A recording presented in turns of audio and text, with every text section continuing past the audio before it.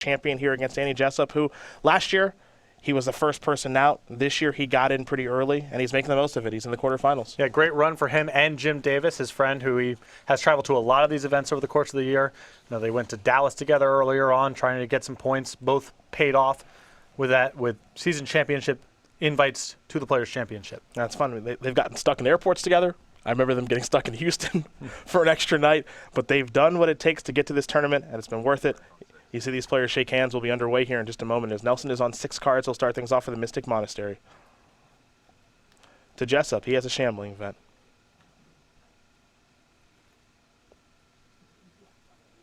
We'll see what turn 2 brings here for Nelson. The one thing to note, too, about their deck, going towards a lot of copies of Monastery Mentor. Polluted Delta, land number 2 here for Brad. See if Danny can actually get to the board here. He's a little slow out of the gate. Just going to play a forest and pass the turn back. Over to Nelson, who picks up a mountain for the turn. And I think he did not have land number 3 coming into the turn, and his hand is flush with 3 drops, including Painful Truth. So that was a huge draw there. Well, if you're under no pressure and you got to mulligan as well, where do I sign up? Painful Truth is an absolute delight right now.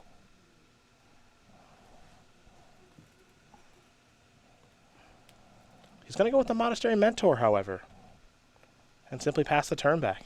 It's not like Jessup's deck is flush with a lot of removal for this. It's got 2 copies of Murderous Cut. Those are a long way of working. Abzan Charm, if Jessup wants to hold up 3 mana and take another turn off, I suppose he has that option. Dramoka's Command, not an option with the board clear. Here's Nanafenza. Looks like basic planes on the way here from the Windswept Heath.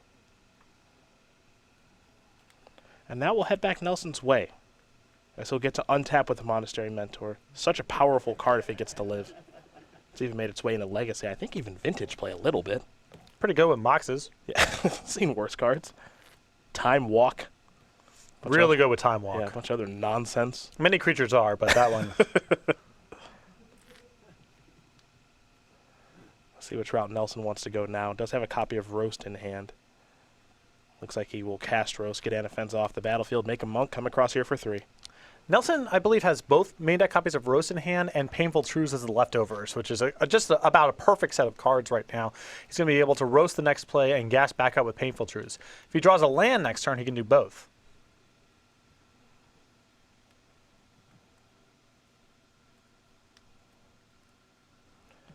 For Jessup, it looks like he'll be going towards a Shambling Vent.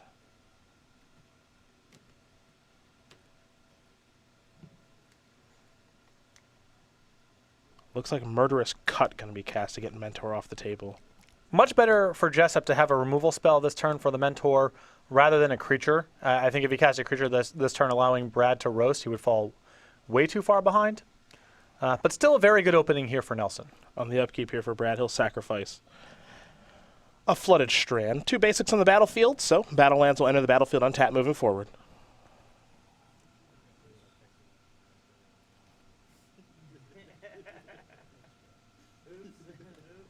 And there's a Prairie Stream.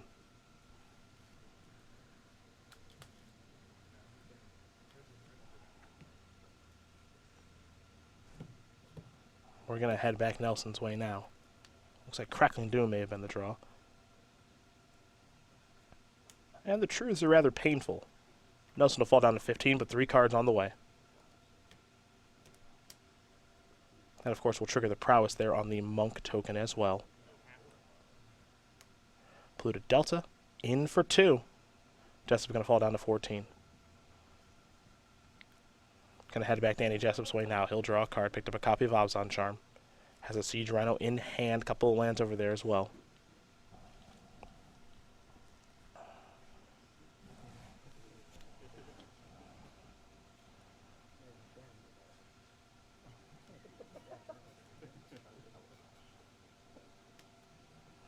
There goes a Flooded Strand.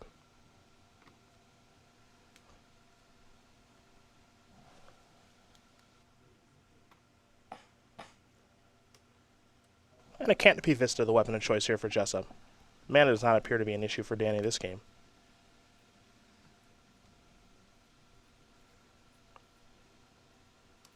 Anafenza.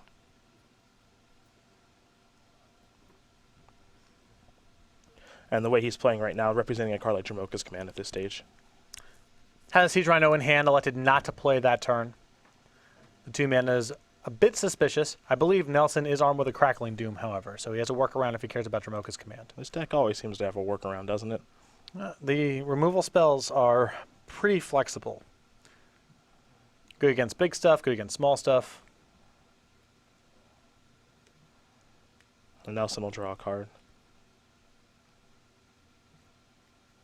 Again, the one thing that Nelson, Anderson, and Ross did is they geared their deck for Standard to be able to beat Abzan strategies.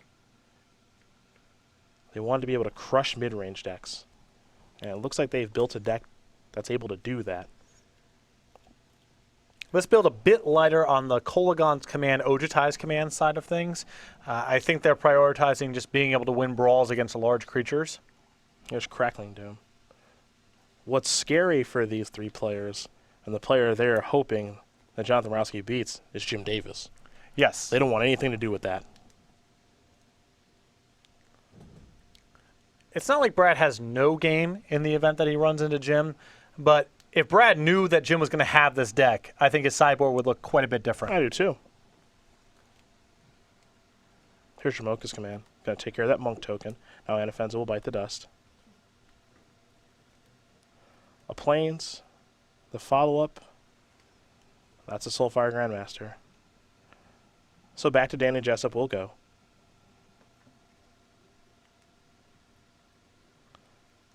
Wooded Foothills to draw this turn. Another copy of Dromoka's Command in hand.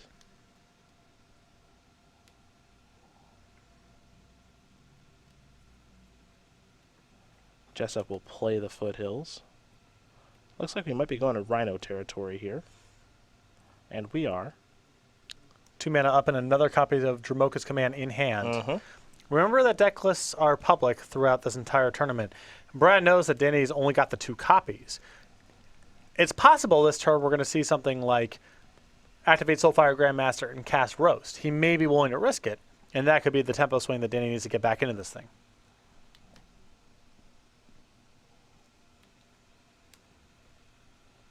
Brad already reaching for mana. Perhaps another Crackling Doom on the way.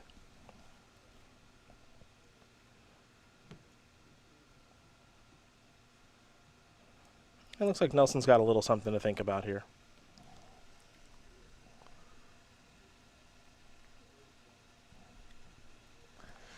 Activate Soulfire Grandmaster plus Roast is a very attractive play. Mm-hmm. The only penalty is the last copy of Dromoka's Command in the list.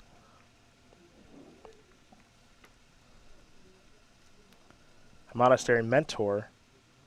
And now here's Roast. This could get ugly. Well, this is a fine way for Nelson to split the difference. At least this is not his whole turn, and in the worst case scenario, he's still going to get a Monk for his trouble. Jessup will sacrifice the Wooded Foothills.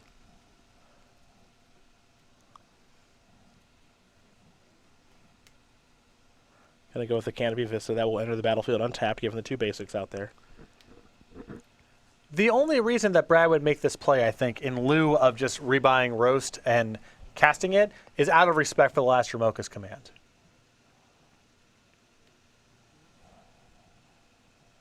And there's Dromoka's Command. Gonna battle the Mentor and prevent the damage from the Roast. And I suppose the question is, does Nelson have a Murderous Cut? Looks like the answer is no. So the Rhino is still looming over the battlefield. And now Nelson will just have to pass the turn back. Over to Jessup will go. Gideon the draw. To go along with Abzan Charm in hand. Jessup working with some good stuff right now. I don't think he's quite in a position yet to be able to cast the Gideon, make a token, and attack with Siege Rhino. I don't think he has enough defense back right now to protect. Well, perhaps he feels differently. But with Brad at 11 now falling to 7, Danny just may want to err on the side of aggression. And keep in mind now, Brad is down both of his copies of Roast, which is the best thing that he can pair with Soulfire Grandmaster right now for a variety of reasons. Well, there's Gideon.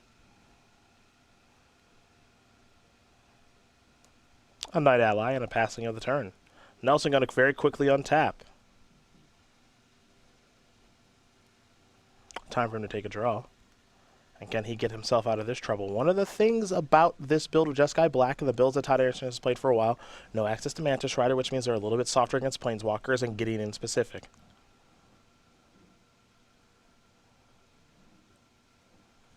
But they are playing a lot of removal this weekend. And removal spells could be what they need to be able to power through this thing.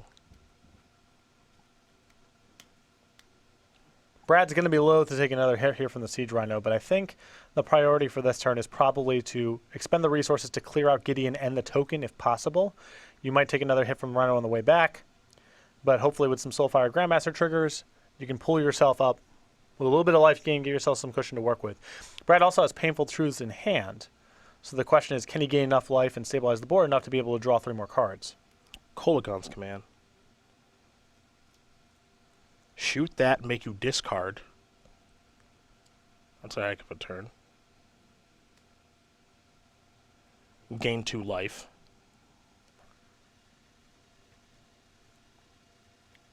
Keep in mind, Prowess has been triggered there from the Monk token.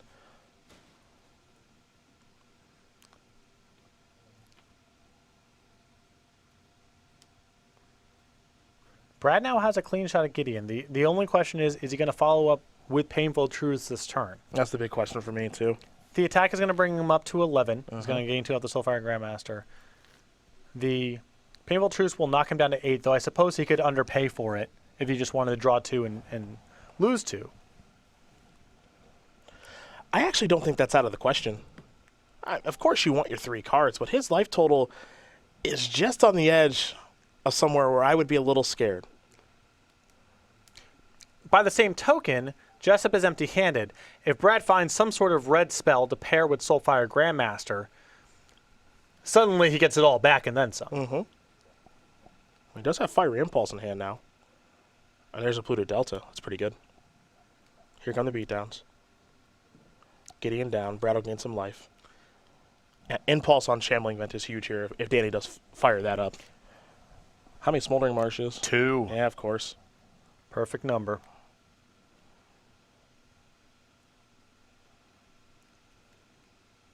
And Brad is just crossing his fingers and hoping that Jessup dials up the Shambling Vent this turn. Means he didn't draw anything of note. He gets to pick up 2 life for his trouble, get the Shambling Vent off the table. 2 life. Oh, 3 life. 3, excuse me. Spell Mastery, baby. Here come the beatdowns.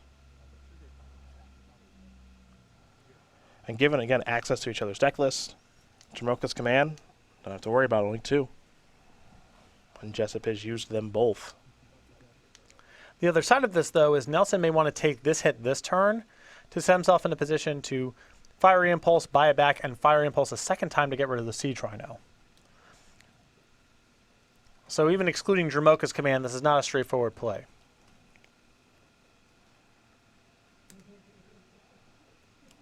There's Smoldering Marsh.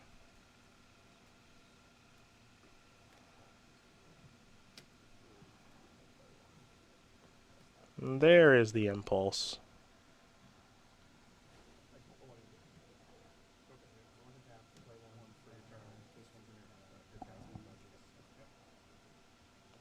Vent down. Brad will gain 3 and then take 4.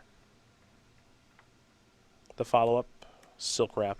It's a big one to have. That is nice. Cuts off the life gain and means that any spells that Brett Nelson has, just 1-for-1s as opposed to being recursive. Things to look for here on Jessup's side. He's empty-handed. He's got a Siege Rhino out there. He's only got 1 black source of mana. That's a Shambling Vent. So he can't fire up Shambling Vent next turn unless he draws a black source of mana. On Nelson's side, he's got that Monk token from a Monastery Mentor a little bit earlier.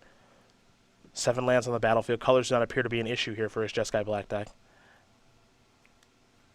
And the only question is, what is he working with in hand? I think he picked up a Wild Slash this turn, and that doesn't very little here, of course. It looks like he's coming into the red zone here with the Monk.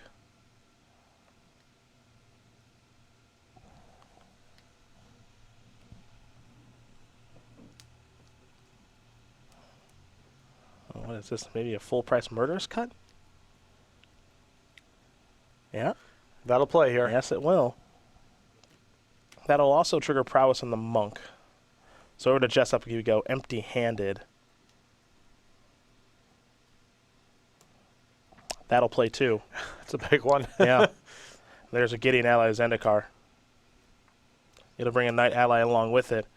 And now Nelson will have to reevaluate again as he takes a draw step.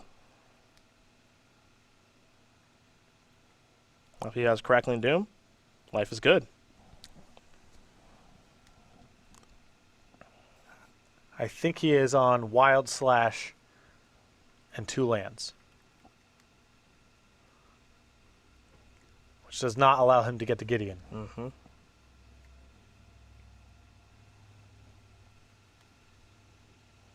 It's always interesting when you watch the Jeskai Black deck. It always feels like it never runs out of ammo, and it kills all of these creatures, and then eventually it has to draw lands eventually, right? It is really leaning on Soulfire Grandmaster in spots where it draws a lot of lands.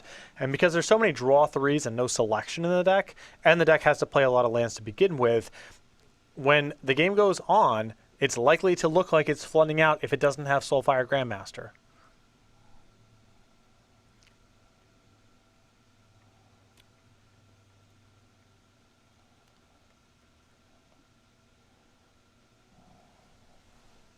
There's Wild Slash. Gonna attack Gideon down to 2.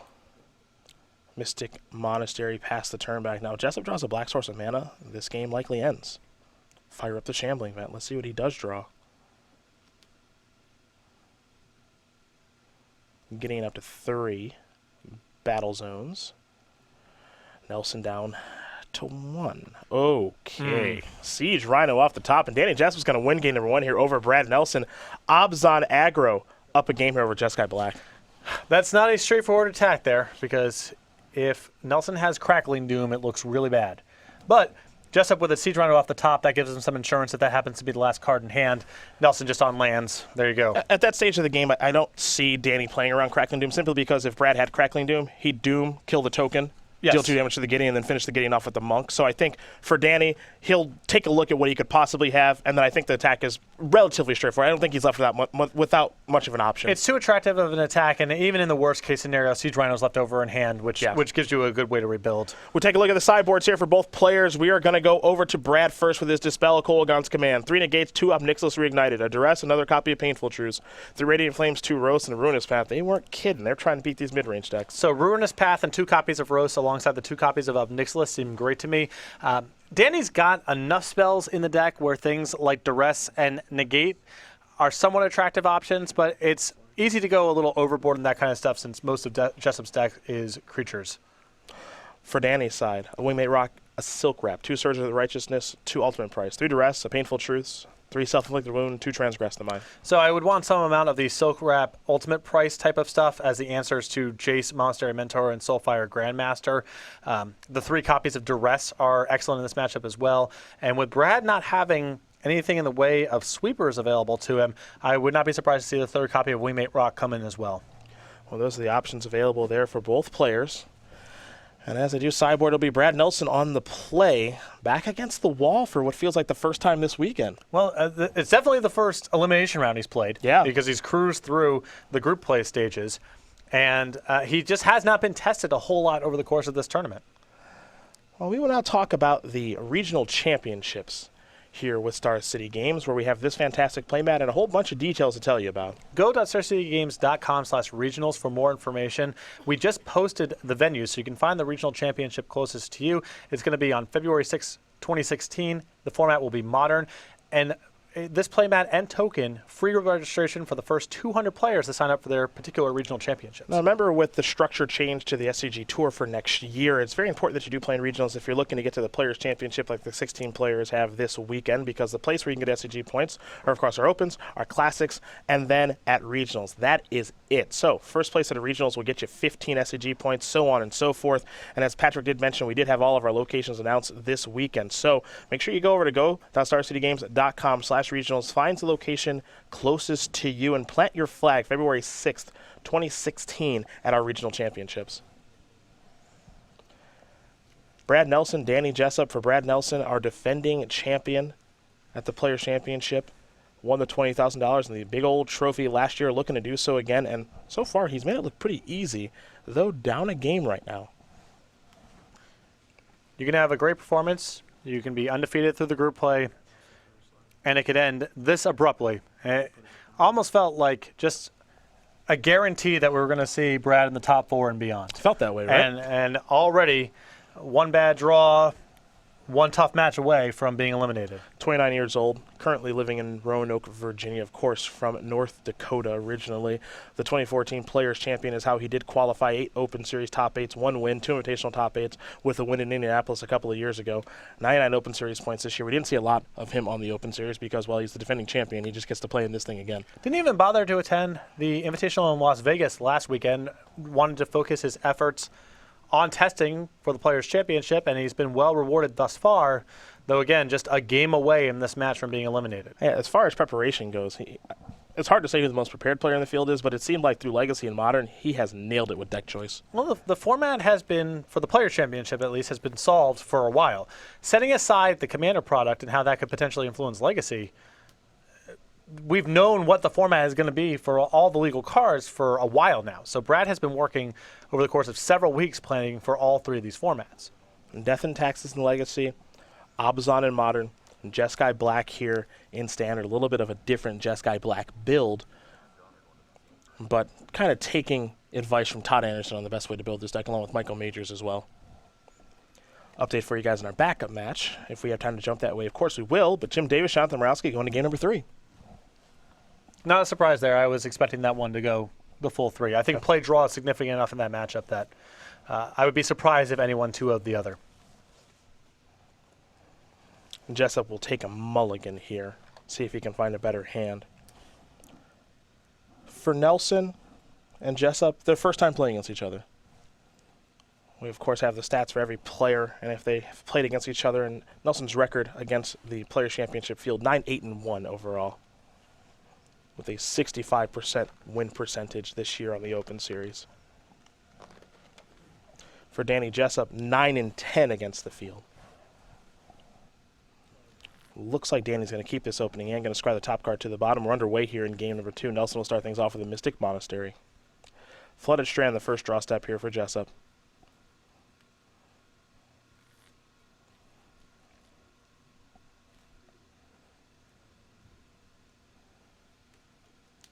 A Flooded Strand and a passing of the turn back over to Nelson. A roast of the draw. A Smoldering Marsh and a passing of the turn. Jessup will sacrifice the Flooded Strand, fall down to 19, and he'll go with a copy of Sunken Hollow. Looking for a little bit of black mana off the white-blue fetch land.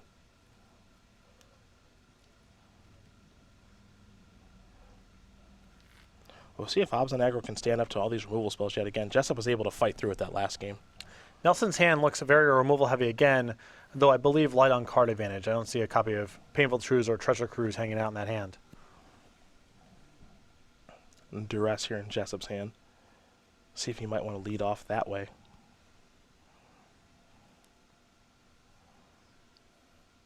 Looks like he will. Get a good look at what Nelson is working with here. He's got a roast, a crackling doom. Looks like a murderous cut and an utter end. Another copy of roast. And a polluted delta. But as you said, no real card advantage, no way to gas back up just yet. So murderous cut in the long term is the most mana efficient of the bunch. If Jessup has a path to Gideon here, though, maybe utter end is the card. Nelson's hand right now not very good against Gideon with the exception of the utter end.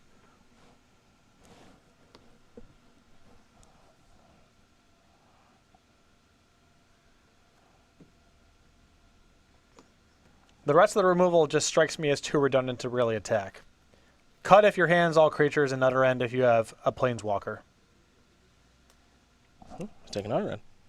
Don't know if that means he has Gideon. Don't know what that's really saying, but utter end is probably the most problematic, I think, of the bunch. Doesn't necessarily mean that he has Gideon already, but the logic might be all these cards are kind of interchangeable, but if I draw Gideon, I want the coast to be clear.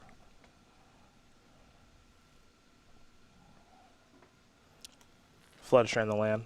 We head back Nelson's way.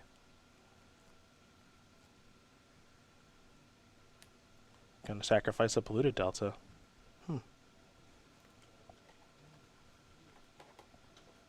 Basic Swamp, the weapon of choice. That's a nice draw. Pretty big draw step there. Yeah. Painful Truths. 3 cards coming. And I don't even think he has a discard. No, thanks to the duress, he's at 7. I've seen worse draw steps. Jessup will sacrifice, get himself a Canopy Vista.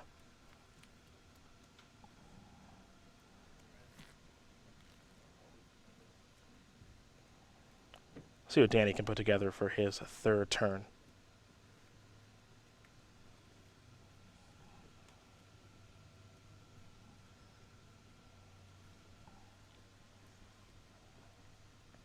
Shambling meant the draw.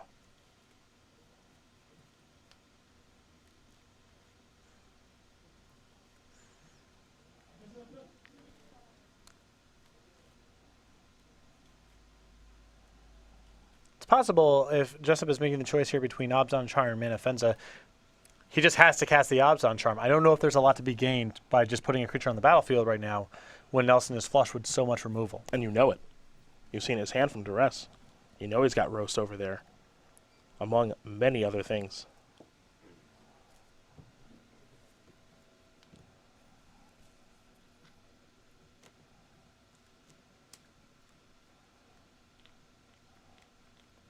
Though Jessup might be just thinking to himself, I might as well just get this Anafenza out here and get past this stage of the game. That's what I think he might be saying with this play. I just don't know if he can get out of this stage of the game for a long time. Sure. Brad's hand's like 6 Terminates. Rattle Sacrifice, a Bloodstained Mire. Now, it does get really bad if it's Soulfire Grandmaster plus Roast in this turn. Things get really ugly then. Yeah, things just got ugly. Brad gonna gain 5 life. And what's especially bad here for Jessup is now that Nelson has put a threat onto the table, his draw to Gideon isn't even as good as it once was, because it's very likely that Brad will just be able to attack and burn Gideon down should it show up. Yeah, this just got very difficult.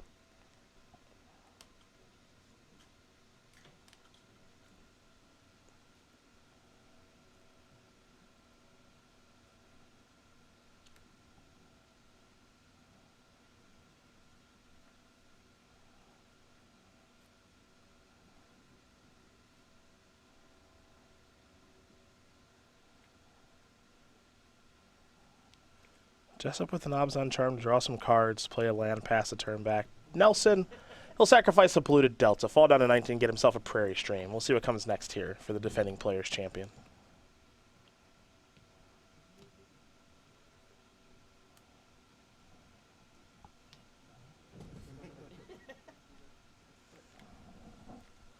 How about a little Painful Truths yet again? More card drawing. Gassing back up. Here comes the Soulfire Grandmaster. He'll gain 2 life here. Simply pass the turn back with a stocked grip. Over to Jessup. Another copy of Anafenza. Perhaps that's why he cast the first one. He's got so many of the gosh darn things. Yeah, I mean, I guess it's one of those damned if you do, damned if you don't kind of spots. It feels that way. I think that casting Anafenza gets him nowhere, but certainly keeping them in his hand doesn't really do a whole lot either. Here's a basic forest.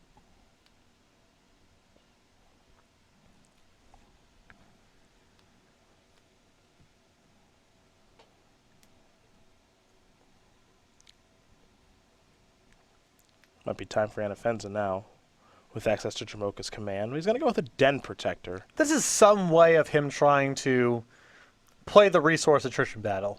It demands a removal spell because it's currently checking the Soulfire Grandmaster, gets something for his troubles on the way back.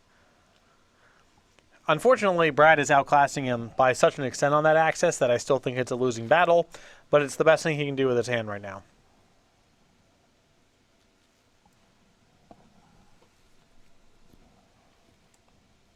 Bloodstained Mire.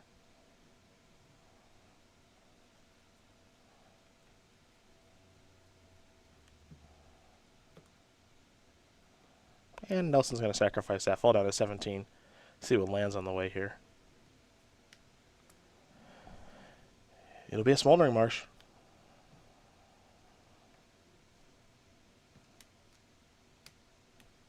And now a Monastery Mentor. And a Roast. Unmegamorph Den Protector, it will get a counter briefly. And it's going to return a copy of Duress. And this is the way to try to slog through all this crap. I mean, in theory, yes. In reality, Brad has 4 more Terminates in his hands. It's going to be a tough way to try to do it. It doesn't feel like he's out of Terminates. Again, it's the best that Danny can do under the circumstances. Yeah. And Danny going to start off with a Terminate. Brad, okay. More than happy to show the hand here. 2 Crackling Dooms, a Roast, a Murderous Cut, and a land. Okay. Yep, Danny can't poke a hole through that one, and he will concede the game right away. Brad Nelson going to win game number 2 here over Danny Jessup. Jeskai Black, Obs on aggro, getting ready here for game number 3. That's what Nelson's looking to do in this matchup. It's possible that Danny can work through that hand in a long game, the one that he duressed early on, but when Brad drew a copy of Painful Truth, it blew the whole thing wide open. If Brad is sitting back on a bunch of Terminates, then cards like Den Protector and Gideon give you some hope of battling through it. But when Brad's also winning the card advantage battle, forget about it. The other issue, too, there is, Brad's about to kill him. He's got a Monastery Mentor, Monk, so far Grandmaster. By the time we get to that stage of the game, I mean, who cares? The ship sailed by quite a while there. But early on in the game, that hand that Brad revealed to the Duress early on in the game, it looks really powerful. And it is. There's a ton of removal spells there. But that hand is vulnerable to the game going long and Den Protector, Absalom Charm, and Gideon allowing Jessup to just gas up and overpower it just with 2-for-1s. But when Nelson draws Painful Truths, he's ahead on cards and can answer everything that Danny does. And the game was really determined on that top deck on turn 3. You see the options here again for both players. They might change some things based on the play and the draw, taking a look at each other's deck list. So they'll get ready here for game number 3. Jim Davis, Jonathan Morowski, they are in game number 3 back there. So if we do have an update for you guys, or if we're able to jump that way, we certainly will do that. Jim Davis looking to play spoiler here with that Green-Red Eldrazi deck. The wild card of the tournament, at least on today, it feels like. It's the most exciting deck of the tournament to me. You look at Antrazi's selections, they were unorthodox, but it's not surprising that Antrazi played something outside the box. He plays big mana strategies all the time in unorthodox legacy decks. Jim, this is a calculated metagaming roll of the dice, a deck that I don't think he would ever play in an open or invitational, but he is just making a guess on what the Players' Championship field was going to look like. And so far, lines up pretty close to what he's predicting. If he can get by this match, maybe he plays against Brad in the semis and then Todd in the finals, and it could be very tough for him. Or it could be very good for him, excuse me. It's about as well as he could draw it up. Mm-hmm. For Danny Jessup, however, we didn't want to take anything away from him. Number 9 seed coming in today, the 23-year-old from New York, season 3-point champion. And we see him a lot on the Open Series, both last year and this year. And truth be told, I'm pretty happy for him that he was able to make it here this year because last year was such a heartbreaker for him. Yeah, he's a very easygoing guy and doesn't necessarily express a ton of emotion at the table, but missing last year stung. When you come that close to qualifying for the Players' Championship and you fall short by that much, he was definitely bothered by it and redoubled his efforts to get to the Players' Championship. Didn't even have to wait till the end of the year to get one of the at-large bids, was able to snag the point leader in Season 3, and is now making the most of his opportunity. And what's so interesting here is that on one side, the match right over, his very good friend and travel partner, Jim Davis, if those two both win, they can get squared up. Alongside Kevin Jones. Yeah. Another good friend of theirs. Indeed. That Northeast contingent having a heck of a weekend. Something of a rogue element. A lot of people rooting for Kevin Jones at home. Danny going to take a mulligan here. The self-proclaimed daddy of the Open Series, whatever that means. So, we have a shuttle taking us from the hotel to the tournament site. We do. Kevin Jones is known to be late for various things. So we're waiting, but we got to get over to the site. People got matches to play. We got set up coverage, that kind of stuff. And he comes down as we're loading up the van, and Chris, our Star City employee who's handling all the transportation, goes, "Hey, do you want to ride over there?" And I guess Kevin has a car. He drove down to the event. And he goes, "Don't worry about me, homie." Just wandered off. Yeah. Perfect Kevin Jones moment. Really is. He's good to go, man. He'll be here. Don't you worry. "Don't worry about me, homie" is the most Kevin Jones thing that's ever come out of Kevin Jones's mouth. If you've never met Kevin Jones, an awesome guy. He's an awesome guy. He's humble, and he just likes to play Magic. Yep. 15 players and one work of fiction in the Players' Championship field this year. See if Danny likes this opening hand. Brad kept his 7. It looks like he will keep. Now he's just got to figure out what he wants to do with the scry here.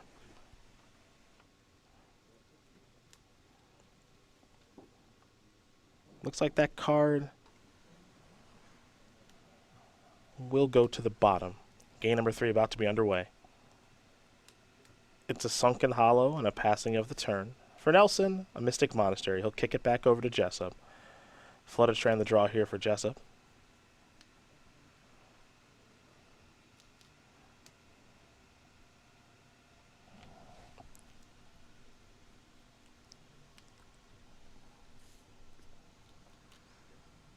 Play a Flooded Strand, just pass the turn back over to Nelson. Crackling Doom the draw here for Brad. And here's a Jace. First time seeing this in the match. Bloodstained Mire going to pull him down to 19. And I'm curious how much of the Ultimate Price Silk Wrap kind of action does Jessup have here. With Brad not having copies of Ojutai's command in his list, it's a lot more attractive, if I'm in Danny's position, to be boarding in more spot removal, even the ones that don't exile. It's hard to battle that kind of fight against the list with Ojutai's command because the game's going to go on for a long time, and if you're playing with a bunch of Ultimate Price type effects, those creatures are probably coming back. With no copies in the list, maybe you play more Ultimate Prices post board than you normally would.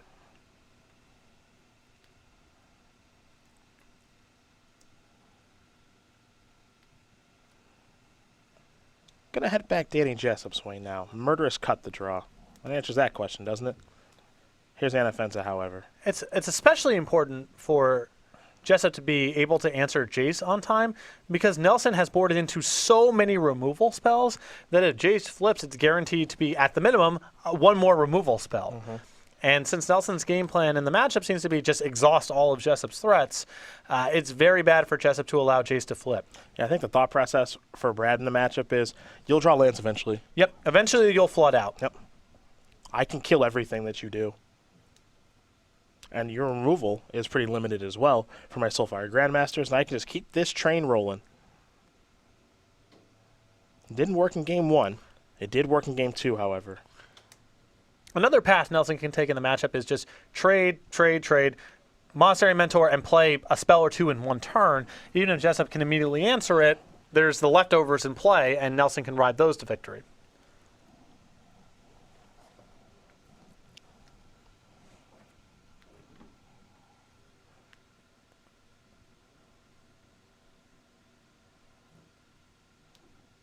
Nelson trying to figure out what he wants to discard here with Jace.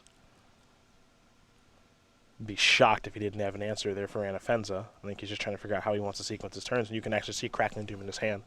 Murderous Cut. What's interesting about Crackling Doom, however, is that Doom is almost kind of, I would say, reserved to take care of Gideon. Yes. It's a removal spell that ignores Shramoka's command.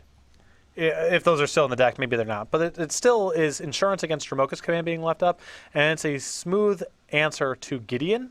So I think Brad wants to avoid playing that removal spell until the last possible moment, or if he's getting Gideon for his trouble.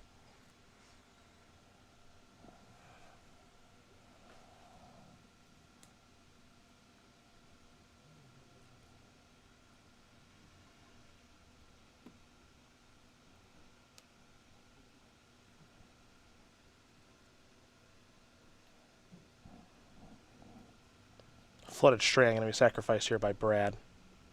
There's a Plains.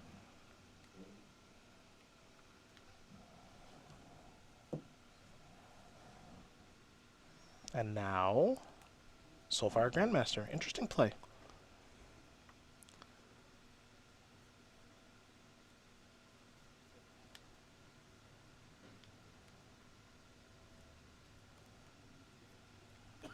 Over to Jessup now. Going to give Jessup one turn with Anafenza. Yep. But with Murderous Cut in hand, there is an incentive for Brad to develop his board because he will likely be able to play 2 spells in a turn and kill Anafenza and the follow-up play. Any of his 3-mana pieces of removal or the roast paired with Murderous Cut clears out both.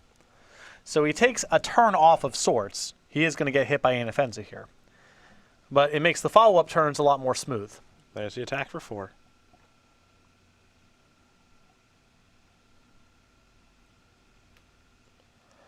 Flooded Strand will be sacrificed. Jessup down to 17.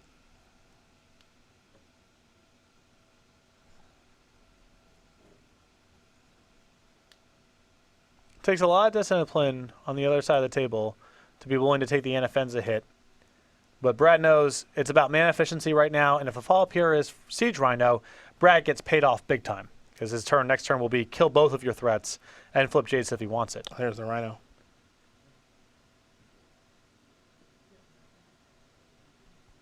Nelson going to fall down a little bit lower.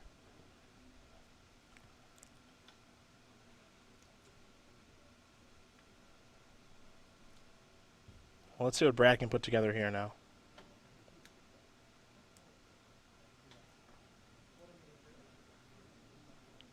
Going to start things off by sacrificing a Bloodstained Mire. That's card number 4 in the graveyard. Smoldering Marsh, the weapon of choice. It'll enter the battlefield untapped given the 2 basics. A Jace activation. Time to draw and discard. Picked up a copy of Shambling Vent. Nelson also has a copy of Utter End in hand.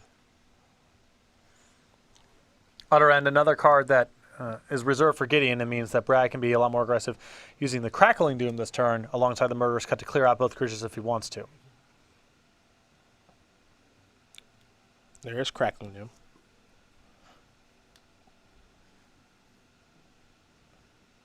Down goes Anafenza. Now here's Cut. Down goes Siege Rhino.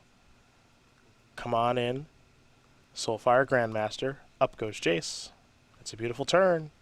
And this is why, if I was in Jess's spot, I'm not sure if this play is necessarily correct, but I would have at least considered using the removal spell on Jace when he had a window to do so. Because if the Jace flips, it's going to swallow up another turn and another card. The Jace flipping guarantees essentially a free terminate for Brad.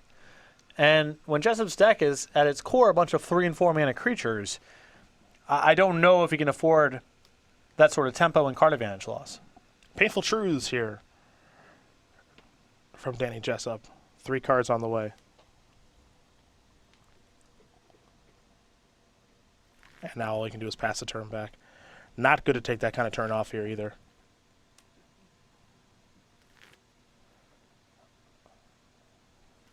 Looks like Brad will get to do the same thing. He'll gas back up.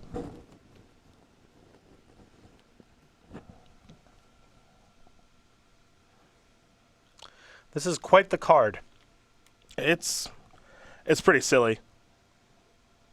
Everyone's been writing about it, talking about just how busted this card is. It's making its way into Modern, a little bit in the Legacy now. It's going to be the barometer on the standard format for as long as it's legal, too. The only question to me is going to be, are there enough beatdown decks where you can't really afford to play this in your main deck? Because that's the only kind of thing that keeps something like this in check, or beatdown decks. Yeah, it's only the Atarka Red style decks that prevent you from being able to play 2 or 3 copies in the main deck minimum.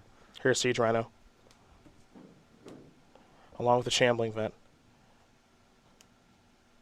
But you know Nelson's got this covered. He's got a Jace out there. I mean, Brad's got 3 Painful Truths, 2 Treasure Cruise. And Treasure Cruise is banned in Eternal formats. Yeah. Just gets to play it.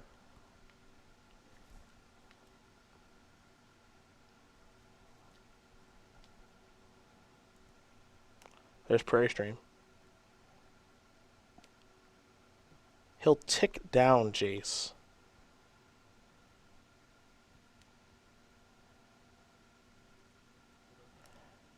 And now there's Crackling Doom. Rhino down. In comes Soulfire Grandmaster. Follow up is another Soulfire Grandmaster. And now we head back Jessup's way. And the problem here for Jessup is he's still in that 1 card per turn territory. And he's also getting beat on every front. He's losing the card advantage, the damage race, the inevitability. There is no phase of the game where right now where Jessup has an advantage.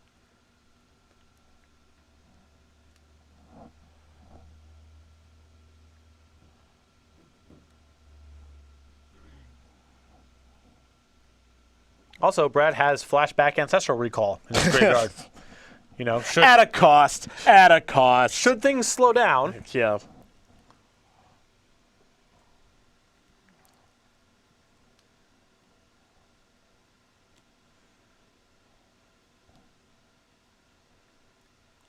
Pluto Delta the draw.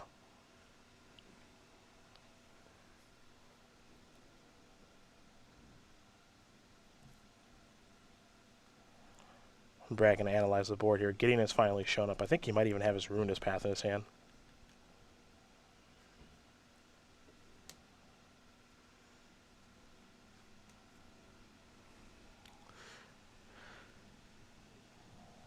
is flashing back an Awakened Ruinous Path with 7 lands in play good? Tough to say. Unclear. My immediate answer is yes. Jace doesn't even die. Yeah, it doesn't know. No. Ready to flash back. Terminate for 1 mana or Ancestral, depending on what Brad fancies. Man, this deck just kicks the crap out of this kind of deck. It really does. Activate. Oh, Crackling Doom. Buyback Terminate also is fine. Sure. Gonna knock Gideon down to 2, gain some life. I think we might see him clear out Gideon now. Maybe just attack Danny. Nope, Gideon down. This deck is a real hoot. This is checkers versus chess of mid-range creature matchups. It really is. There's no comparison to the power level of what these decks are doing. Not to say that Danny can't win at all, because he did take a game here, but he can never miss a beat. And even when he curves out perfectly, he's still at the mercy of Brad's best draws.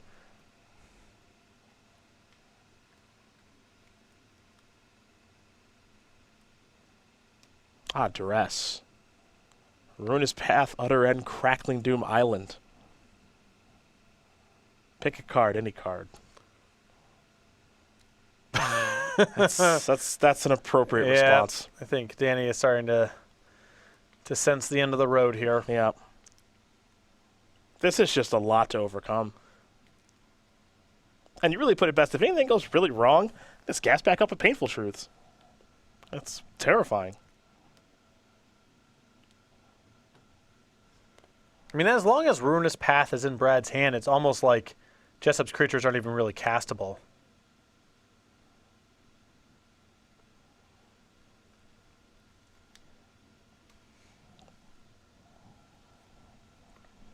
Gonna sacrifice a Flooded Strand now. Nelson right on the cusp of the semifinals. Has not lost a match yet this weekend. 3-0 in Legacy with Death and Taxes. 3-0 through Modern with Obzon. This is his first standard match today. Had a bye coming into this portion of the tournament. And he's making it look pretty easy now. Here's another copy of Gideon. That'll bring a Knight Ally along with it. We'll head back Nelson's way.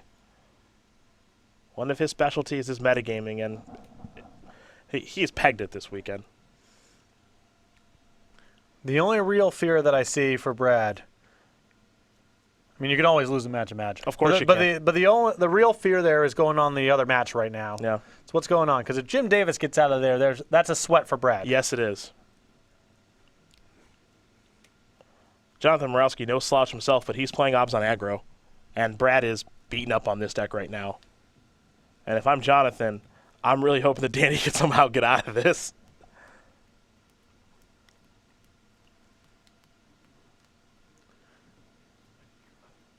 Nelson going to start by taking Jace down to 2. Means he's going to be able to recast a spell here.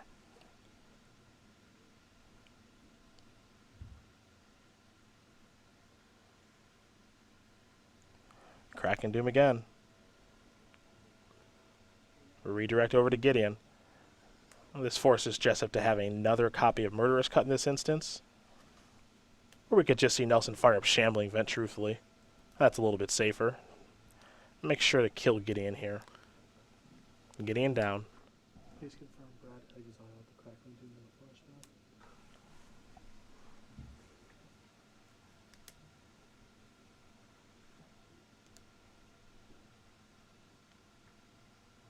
Den Protector the draw here for Danny. A source of card advantage. It's a 2-for-1. Expert analysis. It is here. a 2-for-1. You're not wrong. Catching up on the card count. You are technically 100% right.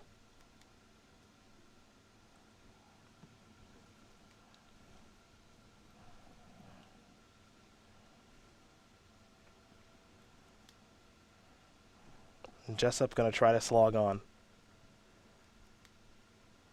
Yeah, there's still the faintest hope if you're Jessup. It's tiny, If but you it's if there. you find an answer for the Soulfire Grandmaster, Well, he's got a Murderous Cut in the graveyard. yeah, there's He gets to kill Jace here with Shambling Vent. That's not irrelevant.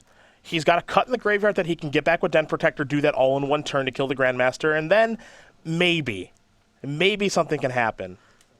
But Brad's just stocked with so much removal, and I believe another copy of Painful Truths. Picked up a copy of Duress for the turn.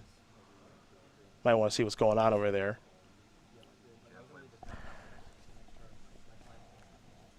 We got our other match result. It's a big one. Jim Davis wins his match over Jonathan Morawski, 2-1. For Jonathan Morawski, he is out of the tournament. For Jim Davis, our Season 1 points champion, this gamble of a deck choice has paid off. He's into the semifinals, and he'll play the winner of this match. And with Jacob Wilson eliminated earlier on today, it feels like the field at the minimum is all acceptable matchups. Yeah. And might be quite a bit better than that. Now remember, our finals is best out of 3 matches across a bunch of different formats. This here's a Painful Truths. Soulfire Grandmaster fueled Painful Truths. Ancestral buyback. Ever heard of it? Better or worse than Whispers of the Muse?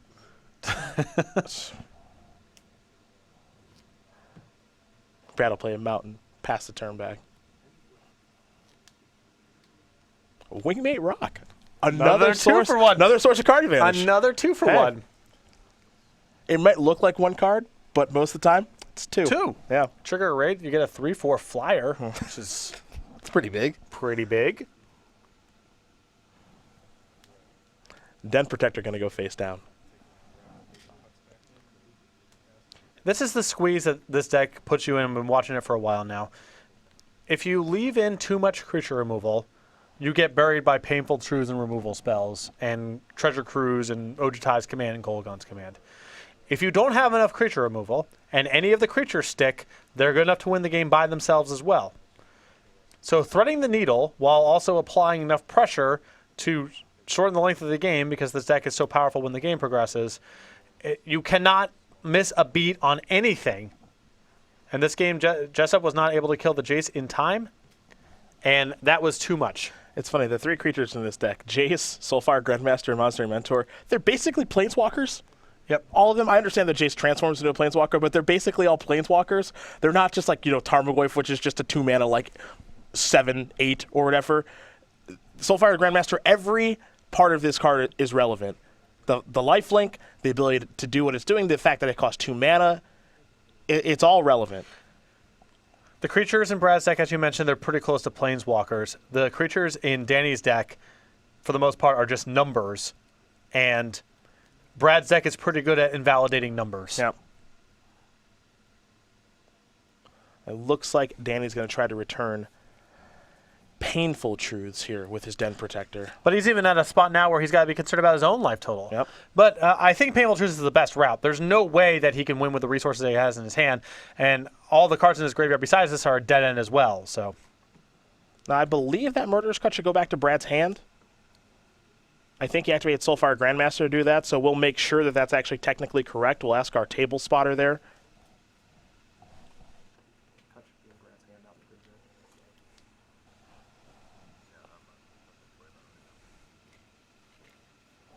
Because that's what all the mana's tapped for, was to rebuy. so many resources to spare that he forgot about his free Terminate.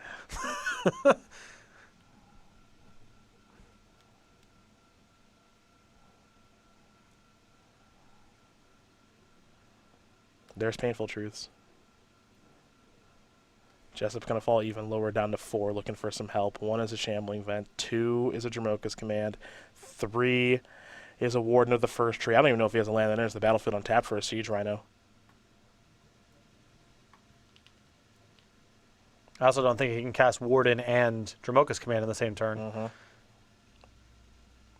Well, the chances of the Warden living are very high, It's really, I mean, so he'll get to block with it. and Offenses in the hand. That's 4/4. That's so a 3-mana 4/4. bigger than the 2/2. Yeah. Over to Brad, we're going to go. He'll untap and draw. Soulfire Grandmaster, the draw step. Jace is active now. Might be time to fire up the old Shambling Vent here. Try to saunter over for the W. And that is going to do it. Brad Nelson's going to win this match here over Danny Jessup, 2-1. Jeskai Black absolutely dominates Abzan aggro. Danny able to get a win out of that, but you saw in the sideboard of games, Brad's able to get the bad cards out, get even better cards in, and the defending players champion is still undefeated here this weekend. He's on to the semifinals.